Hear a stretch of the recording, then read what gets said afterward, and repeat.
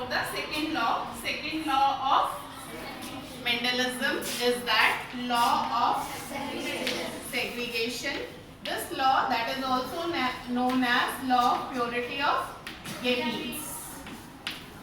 Why it can be called law of purity of gametes? As we have seen that in the first law, when we have crossed the parents, the offsprings, they have half the number of chromosomes. That means gametes have only half the chromosomes. So the allele will be pure for that character.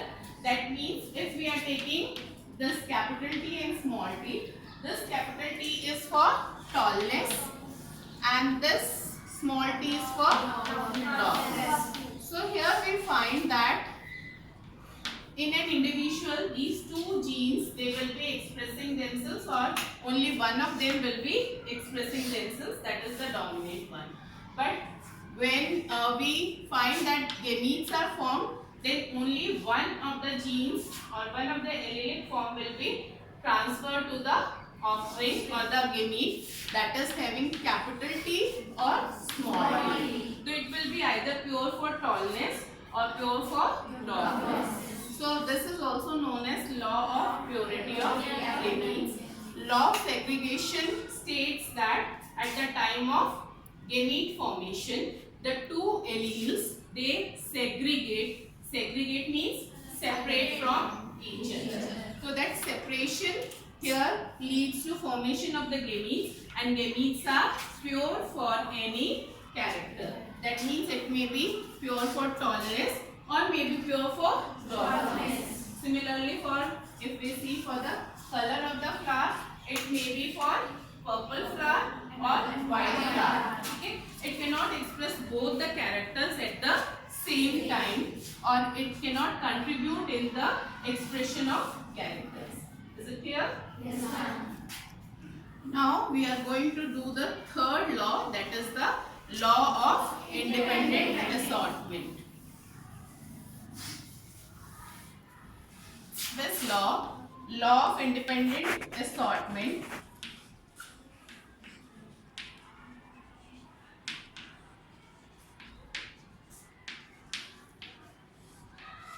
what do you mean by independent? Independent means azad. That means not depending on others. Free. So here we find till now we have done the monohybrid cross. Monohybrid cross means only one character is considered at one time. Here we will find that two characters will be considered simultaneously. Like we have done the height of the plant. Now we are going to take two separate characters, that is the texture of the seed, whether it is round or wrinkled, and the other character will be color of the seed, whether it is green or yellow. So we can take, this is the small y and this is capital Y. Here what does R stands for? Brown. And Y stands for yellow. This we have selected for green, right? And this small r is for wrinkled, and capital Y for yellow. So here we are considering two characters at the same time. That two characters are color of the seed and shape, or we can say appearance of the seed, that is whether it is round or wrinkled.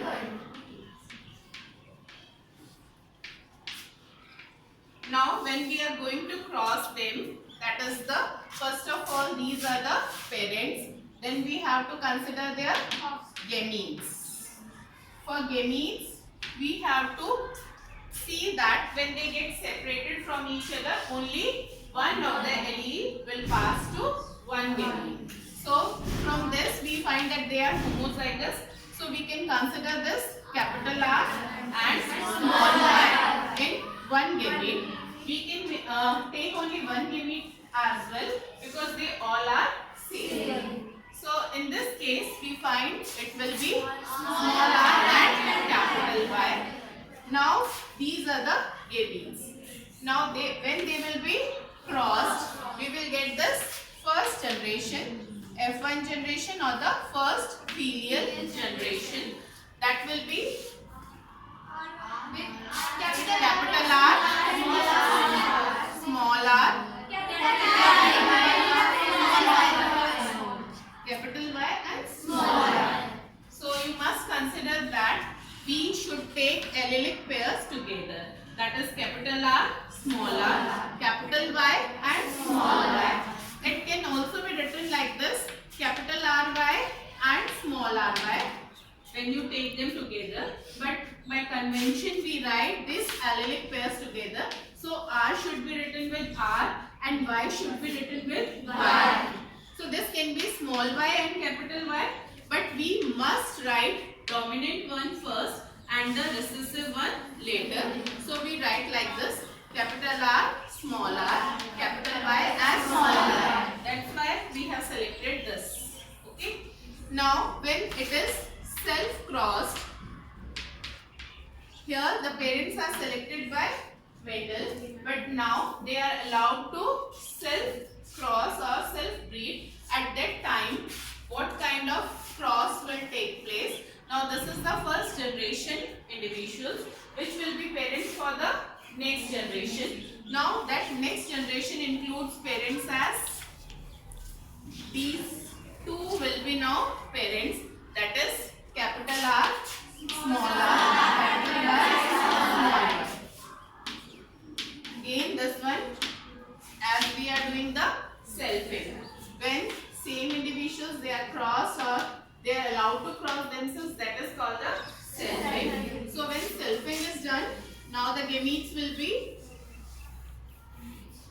now they will be different from the first generation. Now they are, gametes will be capital R and capital Y. We have to consider one allele from each one. So it will be capital R and capital Y. This will be capital R, small y. This when crossed with it. Now small r, capital Y and small r and small y. Is it clear? Yes. As this individual also have same genotype. Now it also has the same gametes. So now when F2 generation will be produced, there will be more number of individuals than the first generation. So we will make a checkerboard for that. Like this, we can make the cross. Male gametes will be on one and female gametes will be on the other. It doesn't matter we take male here or female here, right? So now gametes, they will be written like this.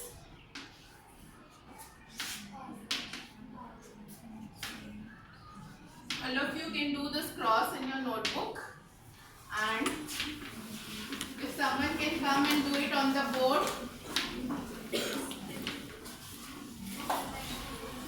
Yes, anyone? Come.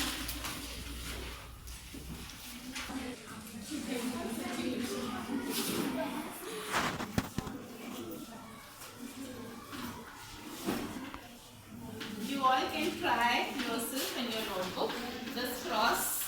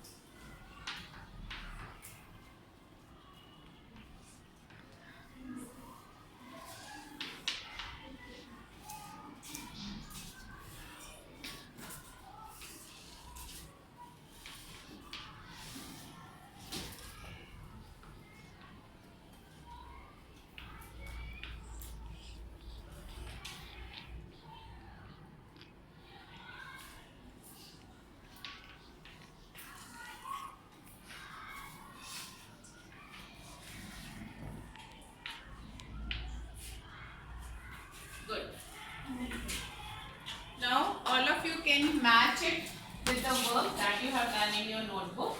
Here you will find that this will be crossed with this, so both the R's capital and both the Y capital. Here R both capital, but Y is one capital and the other one is small. Same here, R capital from there, R small from there, and both the Y is capital. And like this, we can cross it. You all must have done it in your notebook. Now see the pattern that you can see here is these 9. That is like this, this, and these one. If you see this 9, you will find that they contain a capital R and a capital Y. At least one capital R and one capital Y is there. That means these 9, they have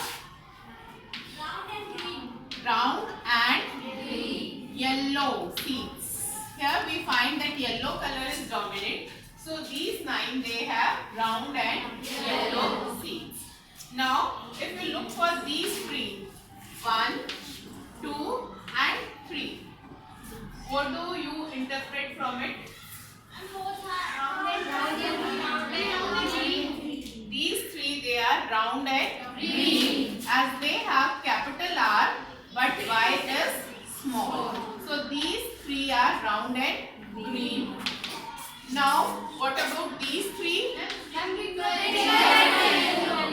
and yellow. These 3 are wrinkled and yellow, as they have what genotype they have? They have small r but capital Y. And this last one, wrinkled and green. It has both the traits recessive, that is wrinkled and green. So here we find that roundness is independent of color of the seed. That means these 2 traits, color of the seed and appearance of the seed, they are independent of each other, as we find that round seeds are also yellow in color and this round seeds, they are also green in color. Similarly, we find that wrinkled seeds are also yellow in color and they may also be green in color. So the 2 characters or the 2 traits, they are independent of each other. That means roundness or wrinkledness does not depend upon the color of the seeds. They may be yellow or they may be green. Similarly, they may be round or they may be wrinkled. So this is the phenotypic ratio. This is called dihybrid phenotypic ratio.